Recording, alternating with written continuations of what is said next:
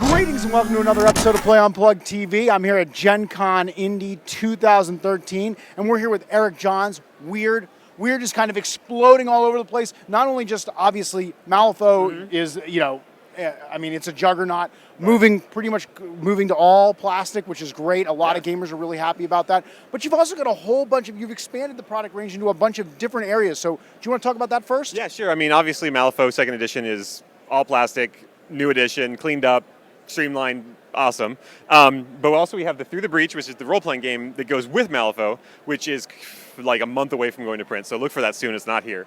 But yeah, our line has been expanding like crazy. We probably tripled the number of games we have just at this Gen Con today. So I mean, we have party games like Evil Baby Orphanage, and we just released Jetpack Unicorn, which is another party game, which is crazy art, fun storytelling experience. And Red was telling us a little bit about that. It seems really fun and goofy and just fun. It pretty much scales to any audience. You know, the humor level goes with whoever you're playing with, so kids can play it at their humor level, 80-year-olds can play it at their humor level. It's all storytelling and referential and everything. Just don't try to play with your kids. They might not think you're funny. But then we have a couple board games, actually. Obviously, Puppet Wars has been around for a little while, but the re-release happened a couple months ago, and it's here in full force. It's all plastic now as well. And then we have probably my favorite baby at this show. They're all my babies, but is Kings of Artifice, which is like full-on, unapologetic Euro game, wooden blocks, the whole bit. And yeah, it just came in from Germany. You know, we even printed it in Germany to make it sure it was a Euro game. But yeah, so it's official. Yeah, it is official. And then I think the last thing we have is called Showdown Icons. Showdown dueling system is a fixed deck, a little bit like Yomi, something like that. Fixed deck dueling system. So you pick a character who's represented by a 54-card deck.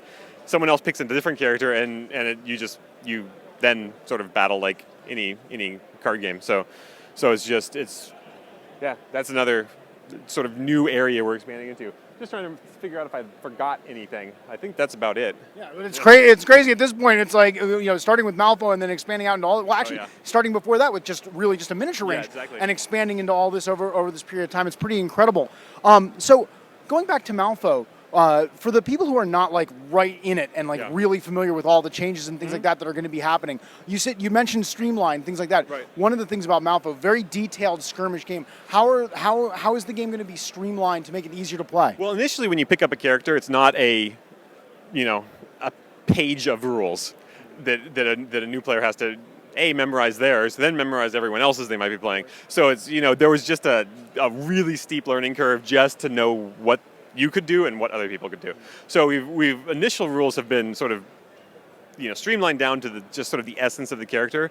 There's an upgrade system so that as players get more and more familiar, they can add rules back in, except the sort of the decision-making process doesn't happen during the game. Like, do I use this rule? This rule happens a little bit before the game. Do I take this upgrade or that upgrade? So then your whole strategy has to then revolve around some decisions that you had to make before the game.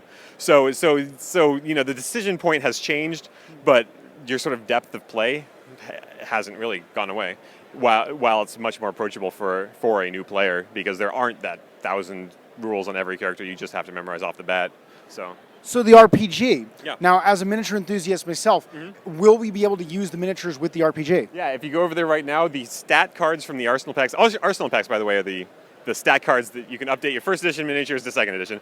You can literally buy an Arsenal pack, and that's like a monster manual for the RPG. You can take those cards. You're going to be fighting against those characters in RPG. So yeah, it's really, and there's actually, it's not in place and not done yet, but there should be a way to take your full RPG character, which is obviously a full character sheet, and figure out a way to translate it back into the game so you can be playing with a master who is you. Now that would be awesome. It'll take a little bit of doing. Obviously, it's not finalized yet. That's sort of one of the last things, but yeah, that's the goal, is to have back and forth from one to the other. So, Eric, thank you so much for spending some time with Play Unplugged. Yeah, we're glad to have you guys here.